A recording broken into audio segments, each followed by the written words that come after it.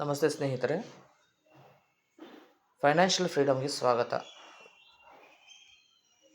So ಇವಾಗ ನಾನು old ರಿಜಿಮೆ ಮತ್ತು ನ್ಯೂ ರಿಜಿಮೆ ಒಂದು ಕಂಪ್ಯಾರಿಸನ್ ಮತ್ತು ನಮಗೆ ನನ್ನ ಪ್ರಕಾರ ಅಪ್ ಟು 15 ಲ್ಯಾಕ್ CTC ಇದ್ದರೂ ಸಹಿತನೂ ನಾವು ಝೀರೋ ಟ್ಯಾಕ್ಸ್ನ ಪೇ ಮಾಡಬಹುದು ಅನ್ನೋದು ಒಂದು ಇಲಿಸ್ಟ್ರೇಷನ್ ಮೂಲಕ ಸ್ಮಾಲಾಗಿ ನಿಮಗೆ ತೋರಿಸ್ಕೊಡ್ತೀನಿ. ಓಕೆ, ಮೊದಲೇದಾಗಿ ಈ ಒಂದು ಟೇಬಲ್ ನೋಡ್ಕೊಳ್ಬೋದು ಯಾರಾದರೂ. ಸೊ ನಾನು ಟ್ಯಾಕ್ಸಬಲ್ ಇನ್ಕಮ್ ಎಷ್ಟಿದ್ದರೆ, ಎಷ್ಟು ಇನ್ವೆಸ್ಟ್ಮೆಂಟ್ ಮಾಡಿದರೆ ಅಂದರೆ ಅದು ಡಿಡಕ್ಷನ್ಸ್ ಇದ್ದರೆ ನನಗೆ ಝೀರೋ ಟ್ಯಾಕ್ಸ್ ಆಗತ್ತೆ. ನೀವಿಲ್ಲಿ ನೋಡ್ತಾ ಇರ್ಬೋದು. ಸೊ 5 ಲ್ಯಾಕ್ ಇನ್ಕಮ್ ಇದ್ದವ್ರಿಗೆ ಆಮೇಲೆ ಯಾವ ಟ್ಯಾಕ್ಸ್ ರಿಜಿಮೆ ಸರಿ ಹೊಂದುತ್ತೆ. 5 ಲ್ಯಾಕ್ ಇನ್ಕಮ್ ಇದ್ದವ್ರಿಗೆ ಅವನಿಗೆ ಯಾವುದೇ ರೀತಿ 5 ಲ್ಯಾಕ್ ಆ್ಯಂಡ್ 6 ಲ್ಯಾಕ್ 6.5 ಲ್ಯಾಕ್ 7 ಇದ್ದವ್ರಿಗೆ ನಾರ್ಮಲಿ ನ್ಯೂ ರಿಜಿಮೆ ಅವಶ್ಯಕತೆ ಇರಲ್ಲ. ವೆರಾಸ್ ಓಲ್ಡ್ ರಿಜಿಮಲ್ಲೂ ಮಾಡ್ಬೋದು. ವೆರಾಸ್ ಅವ್ರದ್ದು ಝೀರೋ ಡಿಡಕ್ಷನ್ಸ್ ಇರುತ್ತೆ. ಅಂದರೆ ಝೀರೋ ಡಿಡಕ್ಷನ್ಸ್ ಅಂದರೆ ಏನು ಇನ್ವೆಸ್ಟ್ಮೆಂಟ್ಸ್ ಇರಲ್ಲ, HR ಎಲ್ಲ ಏನೂ ಇರಲ್ಲ. ಅವರು 6 ಲ್ಯಾಕ್ ಅಬೋವ್ ಆದರೆ ನ್ಯೂ ರಿಜಿಮೆಗೆ ಬಂದರೆ ಒಳ್ಳೆಯದು. ಓಕೆ, ಅಕಸ್ಮಾತ್ 15 ಲ್ಯಾಕ್ ಇದ್ದರೆ ನಿಮ್ಮದು in case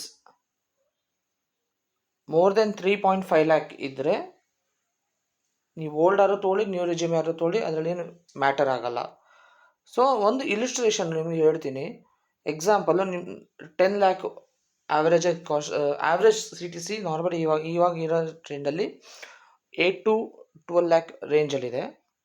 so in case ನಾನು ಮೀಡಿಯನ್ ಆಗಿ 10 ಲ್ಯಾಕ್ನ ತೊಗೊಂಡ್ರೆ, ಇನ್ ಕೇಸ್ ನಿಮ್ಮದು ಏನೇ ಇನ್ವೆಸ್ಟ್ಮೆಂಟ್ ಇಲ್ಲ ಅಂದರೆ ನೀವು ಅಥವಾ ಡಿಡಕ್ಷನ್ಸ್ ಇಲ್ಲ ಅಂದರೆ ದಯವಿಟ್ಟು ನೀವು ನ್ಯೂ ರೆಜಿಮೆಗೆ ಹೋಗಿ. ಬಿಕಾಸ್ ಕಂಪ್ಯಾರೇಟಿವ್ ಓಲ್ಡ್ ರೆಜಿಮೆ ಟ್ಯಾಕ್ಸ್ ಬಂದ್ಬಿಟ್ಟು ಕಮ್ಮಿ ಇದೆ ಆ್ಯಂಡ್ ರೀಸೆಂಟಾಗಿ ಸರ್ಚಾರ್ಜು ಕಮ್ಮಿ ಮಾಡಿದ್ದಾರೆ. ಬಟ್ ನಿಮ್ಮಲ್ಲಿ ಏನಾದರೂ ಡಿಡಕ್ಷನ್ಸ್ ಇದ್ದರೆ which is above 2.5 lakh and below 2.75 or ನಾನು ಇಲ್ಲಿ 2.62 ತೋರಿಸ್ತಾ ಇದ್ದೀನಿ. ಆವಾಗ ನೀವು ಓಲ್ಡ್ ರಿಜಿಮೆಗೆ ಹೋದರೆ ನಿಮಗೆ ಟ್ಯಾಕ್ಸಲ್ಲಿ ಬೆನಿಫಿಟ್ ಆಗುತ್ತೆ. ಓಲ್ಡ್ ರಿಜಿಮಲ್ಲಿ ಏನೂ ಇಲ್ಲ ಅಂದಾಗ ನೀವು ನ್ಯೂ ರಿಜಿಮೆಗೆ ಹೋಗಿ. Okay, fine. ಸೊ ನಾನು ಈಗ ಒಂದು ಇಲಿಸ್ಟ್ರೇಷನ್ಗೆ ಬರ್ತೀನಿ. ಇನ್ ಕೇಸ್ ನಿಮ್ಮ ಒಂದು ಗ್ರಾಸ್ ಸ್ಯಾಲ್ರಿ ಒಂದು 13 ಲ್ಯಾಕೋ ಅಥವಾ 12 ಲ್ಯಾಕೋ ಆಯಿತು. ಆಫ್ಟರ್ ಅದರ್ ಥಿಂಗ್ಸ್ ನಿಮ್ಮ ನೆಟ್ ಸ್ಯಾಲ್ರಿ ಇನ್ ಹ್ಯಾಂಡ್ ಒಂದು 11 ಲ್ಯಾಕ್ 24,400 ಇದ್ದರೆ, ನಾನು ಒಂದು 10 ಲ್ಯಾಕ್ ಅಂತ ಆ್ಯಾವ್ರೇಜ್ ನೋಡಿದ್ದೆ. ಬಟ್ 11 to 13 ಹೇಳಿದ್ನಲ್ಲ, ಇವಾಗ 8 to 13 ಒಂದು ರೇಂಜ್ ಇದೆ. ಇನ್ ಕೇಸ್ ನಾನು ಅದನ್ನು 12 ಲ್ಯಾಕು ಅಥವಾ 11,24,000 ರುಪೀಸು ನಿಮ್ಮ ಒಂದು ನೆಟ್ ಸ್ಯಾಲ್ರಿ ಇದ್ದರೆ ಝೀರೋ ಟ್ಯಾಕ್ಸ್ ಪೇಬಲ್ ಯಾವ ರೀತಿ ಆಗುತ್ತೆ. Standard deduction irrespective of the income ಎಷ್ಟಾರು ಇರ್ಬೋದು. ಸ್ಟ್ಯಾಂಡರ್ಡ್ ಡಿಡಕ್ಷನ್ 50,000 ಆಗುತ್ತೆ. ಅದಕ್ಕೆ ಯಾವುದೇ ರೀತಿ ಡಾಕ್ಯುಮೆಂಟೇಷನ್ಸ್ ಅವಶ್ಯಕತೆ ಇಲ್ಲ. ಇನ್ ಕೇಸ್ ನಿಮ್ಮದು ಮನೆ ಇದ್ದರೆ ಅಥವಾ ಹೌಸಿಂಗ್ ಲೋನ್ ಇದ್ದರೆ ಆವಾಗ up to 2 lakh on interest ನಿಮಗೆ ಎಕ್ಸಂಪ್ಷನ್ ಸಿಗುತ್ತೆ. ಇನ್ ಕೇಸ್ ನಿಮ್ಮದು ಸೆಕೆಂಡ್ ಹೌಸ್ ಇದ್ದರೆ, ಅಂದರೆ ಆಲ್ರೆಡಿ ಒಂದು ಮನೆ ಇದೆ ಅಥವಾ ನೀವು ಬಾಡಿಗೆ ಮನೆಯಲ್ಲಿದ್ದೀರಾ ಒಂದು ಊರಲ್ಲಿ, ಇನ್ನೊಂದು ಊರಲ್ಲಿ ನೀವು ಬಾಡಿಗೆ ಸ್ವಂತ ಮನೆ ತೊಗೊಂಡಿದ್ದೀರಾ, ಅದನ್ನು ನೀವು ಬಾಡಿಗೆ ಬಿಟ್ಟಿದ್ದೀರಾ ಅಥವಾ ಏನೂ ಇಲ್ಲ ಅಂದ್ರೂ ಆವಾಗ ಅಲ್ಲಿ ಏನು ಕ್ಯಾಲ್ಕುಲೇಟ್ ಆಗುತ್ತಂದರೆ ಇಂಟ್ರೆಸ್ಟು ಇರುತ್ತೆ. ಓಕೆ, ಇಂಟ್ರೆಸ್ಟು ಒಂದು ಕಾಂಪೊನೆಂಟು. ಇನ್ ಕೇಸ್ ಅಲ್ಲಿ ನೀವು ಲೋನು ಮಾಡ್ತಿಲ್ಲ ಅಂದಾಗ ಅವಾಗ ನಿಮಗೆ ಲೈಕ್ ಸೊ ಓವರ್ ಆಲ್ ನಿಮಗೆ 2 ಲ್ಯಾಕ್ ಈಸ್ ಮ್ಯಾಕ್ಸಿಮಮ್. ನೀವು ಇಂಟ್ರೆಸ್ಟ್ ಕಟ್ತಿರೋ ಬಾಡಿಗೆ ಬಿಟ್ಟು ಅದ್ರದ್ದೇನು ಬರುತ್ತೆ ಅದು ಓವರ್ ಆಲ್ ಆಗಿ ನಿಮಗೆ 2 ಲ್ಯಾಕೇ ಇರುತ್ತೆ.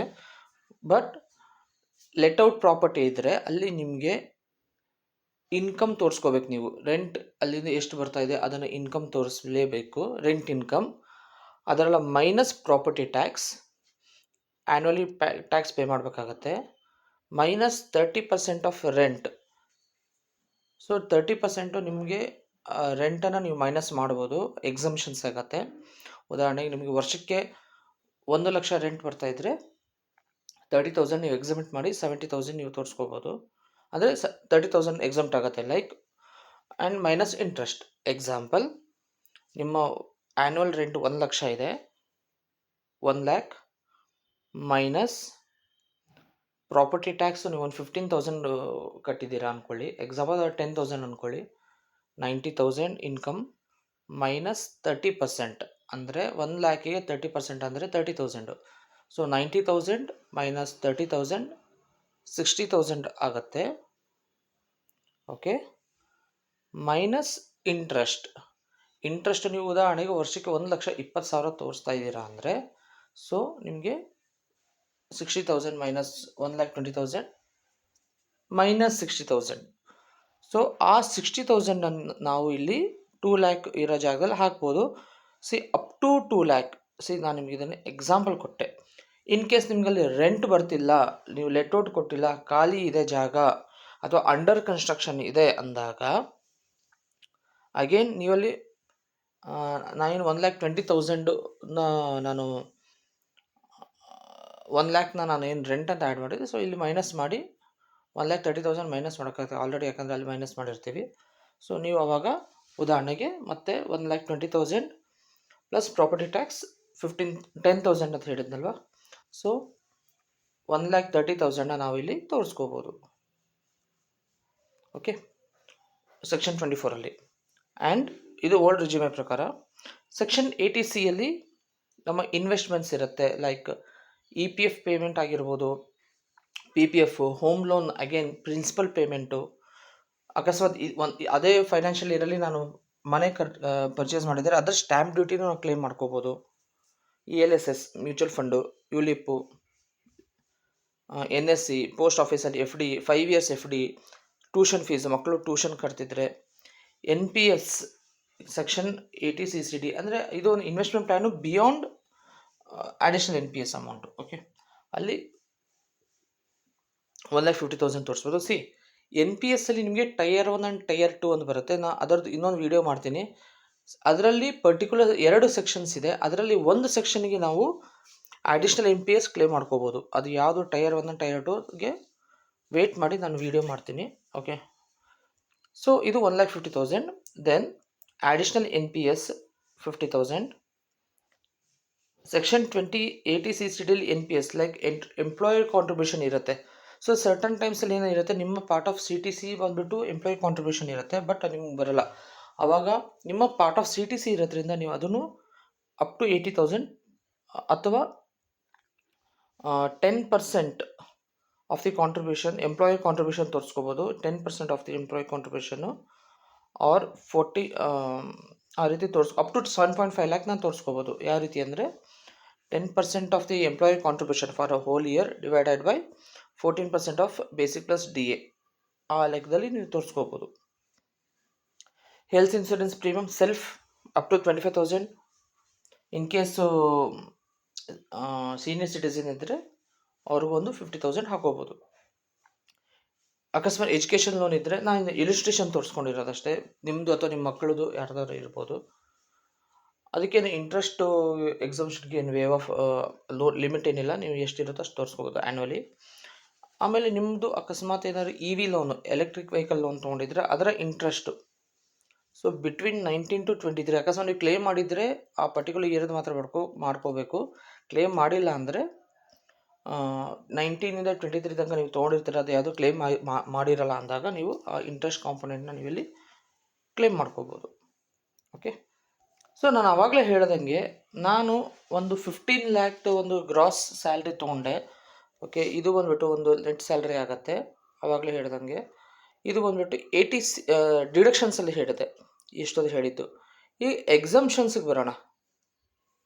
ಎಕ್ಸಮ್ಷನ್ಸಿಗೆ ಬಂದಾಗ ಎಂಪ್ಲಾಯರ್ ಕಾಂಟ್ರಿಬ್ಯೂಷನ್, ನಿಮ್ಮ ಎಷ್ಟೋ ಜನಕ್ಕೆ ಗೊತ್ತಿಲ್ಲ, ಎಂಪ್ಲಾಯಿ ಕಾಂಟ್ರಿಬ್ಯೂಷನ್ನ ನಾವು ಕನ್ಸಿಡರ್ ಮಾಡ್ತೀವಿ ಏನಂತ ಫಾರ್ 80Cಯಲ್ಲಿ, ಅಂದರೆ ನನ್ನ ಕಡೆಯಿಂದ ಹೋಗಿರೋ ದುಡ್ಡಿಗೆ, ಅಂದರೆ ನನ್ನ ಪೇ ಸ್ಲಿಪ್ ಡಿಡಕ್ಷನ್ ಆಗಿರೋ ದುಡ್ಡನ್ನ ಕ್ಲೇಮ್ ಮಾಡ್ಕೋತೀನಿ. ಬಟ್ ನಮ್ಮ CTC ಪಾರ್ಟಲ್ಲಿ ಮೇ ಬಿ ನೀವು ಎಂಪ್ಲಾಯರ್ ಕಾಂಟ್ರಿಬ್ಯೂಷನ್ ಅಂತ ಇರ್ಬೋದು, ನೋಡಿರ್ಬೋದು, ಕರೆಕ್ಟ್ ಅಲ್ವಾ? ಅದನ್ನು ಸಹಿತನೂ ಅಪ್ ಟು 7.5 ಲ್ಯಾಕ್ ನಾವು ಎಕ್ಸಮ್ಷನಲ್ಲಿ ಸೆಕ್ಷನ್ 10ನಲ್ಲಿ ನಾವು ತೋರಿಸ್ಕೋಬೋದು. ಓಕೆ, ಸೊ ಇನ್ ಕೇಸ್ ನನ್ನ ಆ್ಯನ್ಯುವಲ್ CTC 16 ಲ್ಯಾಕು ಮತ್ತು basic salary 50% of the CTC ಇದ್ದರೆ ನನಗೆ HRA ಅಪ್ ಟು 3,20,000 ಎಕ್ಸಮ್ಷನ್ ಸಿಗುತ್ತೆ HRAಯಲ್ಲಿ. ಇದು ಎಕ್ಸಮ್ಷನ್ಸು. ನಾನು ಲಾಸ್ಟ್ ವೀಡಿಯೋದಲ್ಲಿ ಹೇಳ್ದಂಗೆ ಚಿಲ್ಡ್ರನ್ ಎಜುಕೇಷನ್ ಇಬ್ಬರು ಮಕ್ಕಳಿದ್ರೆ 2,400, ಒಂದು ಮಗು ಇದ್ದರೆ 1,200, ಅಂದರೆ ಮಂತ್ಲಿ 100 ರೂಪೀಸ್ ಲೆಕ್ಕದಲ್ಲಿ ನೀವು ಎಕ್ಸಮ್ ಮಾಡ್ಕೋಬೋದು. ಹಾಸ್ಟೆಲ್ ಅಲೋಯೆನ್ಸು ಒಂದು 300 ರೂಪೀಸ್. ಇದನ್ನೆಲ್ಲ ಡಾಕ್ಯುಮೆಂಟ್ಸ್ ಕೇಳಲ್ಲ, ನೀವು ಬೇಕಾದ್ರೆ ಆ್ಯಡ್ ಮಾಡ್ಕೋಬೋದು. LTA is very very important. ನಿಮಗೆ 2 ಇಯರ್ಸ್ ಒನ್ಸ್ ಅಥವಾ 4 ಇಯರ್ಸ್ ಟ್ವೈಸ್, 4 ವರ್ಷದಲ್ಲಿ 2 ಸಲ ನೀವು ಇದನ್ನು LTA ಕ್ಲೇಮ್ ಮಾಡ್ಕೋಬೋದು. ಸೊ ನಾರ್ಮಲಿ ಫ್ಲೈಟ್ ಹೋಗಿರ್ತೀರ, ವರ್ಷದಲ್ಲಿ ಎಲ್ಲೋ ಟ್ರಾವೆಲ್ ಮಾಡಿರ್ತೀರ, ಟ್ರೈನ್ ಟಿಕೆಟ್ಸ್ ಇರುತ್ತೆ, ಬಸ್ ಟಿಕೆಟ್ಸ್ ಇರುತ್ತೆ, ನೀವು ಅದನ್ನು ಕ್ಲಬ್ ಮಾಡಿ ಕ್ಲೇಮ್ ಮಾಡ್ಕೋಬೋದು. ಓಕೆ, ರಿಯಂಬರ್ಸ್ಮೆಂಟ್ಸು ನಿಮ್ಮ ಪಾರ್ಟ್ ಆಫ್ ದ CTCಲಿ ಇದೆ, ಲೈಕ್ ಕನ್ವೀನಿಯನ್ಸ್ ಇರ್ಬೋದು, ಮೊಬೈಲು, ಇಂಟರ್ನೆಟ್ ಅಲೋಯೆನ್ಸಸ್ಸು, ಸರ್ಟನ್ ಅಲೋಯೆನ್ಸಸ್ಸು. ನನ್ನ ಹಳೆ ಒಂದು ವಿಡಿಯೋ ಚೆಕ್ ಮಾಡ್ಕೊಳ್ಳಿ, ಸೆಕ್ಷನ್ 10 ಬಗ್ಗೆ ಹಾಕಿರೋದು, ಅದರ ಡಿಸ್ಕ್ರಿಪ್ಷನ್ ಹಾಕಿರ್ತೀನಿ. ಆ ಪರ್ಟಿಕ್ಯುಲರ್ ರಿಯಂಬರ್ಸ್ಮೆಂಟ್ಸ್ ಏನಿರುತ್ತೋ ನೀವು ಅದನ್ನು ಕ್ಲೇಮ್ ಇಲ್ಲಿ ಆ್ಯಡ್ ಮಾಡಿಕೊಂಡ್ರೆ ನಿಮಗೆ ಇದು ಆಗುತ್ತೆ. ಬಟ್ ನಾನು ಆ್ಯಡ್ ಮಾಡ್ದೇ 11,24,400 ತೋರಿಸ್ಕೊಂಡು ಆಮೇಲೆ ಫರ್ದರ್ ಡಿಡಕ್ಷನ್ ಮಾಡಿಕೊಂಡಾಗ ನನ್ನ ಟ್ಯಾಕ್ಸಬಲ್ ಇನ್ಕಮ್ 4,69,000 ಆಗುತ್ತೆ. ಸೊ ನನ್ನ ಪೇಔಟು 0 ಆಗುತ್ತೆ. ಇನ್ ಕೇಸ್ ಕೆಲವೊಂದಿಷ್ಟು ಜನದ್ದು ಹೋಮ್ ಲೋನ್ ಇರಲ್ಲ, ಎಕ್ಸಾಂಪಲು ಎಲೆಕ್ಟ್ರಿಕ್ ವೆಹಿಕಲ್ ತೊಗೊಳ್ಳಲ್ಲ, ಸೊ ಆವಾಗ ನಿಮ್ಮ ಇನ್ಕಮ್ಮು 7 ಲ್ಯಾಕ್ ಆರ್ 8 ಲ್ಯಾಕ್ ಆಗುತ್ತೆ. ಸೊ ನೀವು ಅವಾಗ 8 ಲ್ಯಾಕಿಗೆ ಏನು ಪೇಮೆಂಟ್ ಮಾಡಬೇಕಾಗುತ್ತೆ ಟ್ಯಾಕ್ಸು. ಬಟ್ ಇದು ಒಂದು standard methodology to reduce the tax. Reason ನಿಮಗೆ ಮನೆ ತೊಗೊಂಡ್ರೆ ನಿಮಗೆ ಅಸೆಟ್ಟು ಅದು ಫಿಕ್ಸ್ಡ್ ಅಸೆಟ್ ಆಗುತ್ತೆ. ಅದು ಬಿಲ್ಡಿಂಗ್ ಮೇಲೆ ಡಿಪ್ರಿಷಿಯೇಷನ್ ಆದ್ರೂ ಲ್ಯಾಂಡ್ ವ್ಯಾಲ್ಯೂ ಮೇಲೆ ಅಪ್ರಿಷಿಯೇಟ್ ಹಾಕ್ಕೊಂಡೇ ಹೋಗುತ್ತೆ. ಸೊ ನೀವು ಅದರಿಂದ ಬೆನಿಫಿಷಿಯಲು ಇರುತ್ತೆ, ನಿಮಗೆ ಫ್ಯೂಚರ್ ಒಂದು ಅಸೆಟ್ಟು ಆಗಿರುತ್ತೆ. ಇನ್ ಕೇಸ್ ಯಾರಿಗೂ ಮನೆ ಇಲ್ಲ ಅಂದರೆ, ಮನೆ ಇದ್ದರೆ ನೀವು ಅದನ್ನು ಪ್ರಾಪರ್ಟಿ ಮಾಡಿಕೊಂಡು ಅದರಿಂದ ನೀವು ಇನ್ಕಮ್ಮು ಪ್ಯಾಸಿವ್ ಇನ್ಕಮ್ನ ಅರ್ನ್ ಮಾಡ್ಬೋದು. ಓಕೆ, ಸೊ ಇದಾಗಿತ್ತು ಈ ದಿನದ ಒಂದು ಸ್ಮಾಲ್ ಅಂದರೂ 12 ನಿಮಿಷ ಆಯಿತು ವಿಡಿಯೋ. ಫೈನ್. ಸೊ ಏನಾದ್ರು ಡೌಟ್ಸ್ ಇದ್ದರೆ ದಯವಿಟ್ಟು ನಿಮ್ಮ ಕಮೆಂಟ್ ಸೆಕ್ಷನಲ್ಲಿ ಹಾಕಿ.